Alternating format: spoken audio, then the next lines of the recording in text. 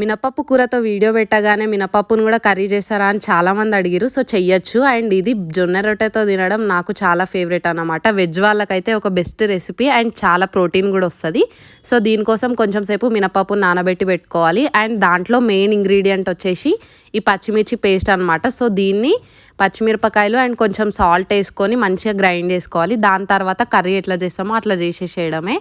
Oil వేసుకొని ఆవాలు, జీలకర్ర, ఆనియన్ అండ్ కరివేపాకు, కొంచెం జింజర్ గార్లిక్ పేస్ట్, ధనియా పౌడర్, పసుపు వేయాలి. దాని తర్వాత మనం నానబెట్టుకున్న పప్పునేసి ఇందాక గ్రైండ్ చేసుకున్న పేస్ట్ ఏదైతుందో అది వేయాలన్నమాట టేస్ట్కి తగ్గట్టు. అండ్ సాల్ట్ దీంట్లోనే పేస్ట్ చేస్తాం కాబట్టి సాల్ట్ సపరేట్గా ఏం వేయాల్సిన అవసరం లేదు. దాని తర్వాత కుక్కర్లో వాటర్ పోసుకొని 5 విజిల్స్ వచ్చే వరకు ఉడికించాలి. కంప్లీట్గా 90% ఉడికించిన తర్వాత తీసి మళ్ళీ కొత్తిమీర వేసుకొని ఒక 5 మినిట్స్ ఉడికిస్తే సరిపోతుంది. కర్రీ రెడీ అయిపోతుంది. మీరు ట్రై చేసి ఎట్లుందో నాకు కామెంట్స్లో షేర్ చేసుకోండి.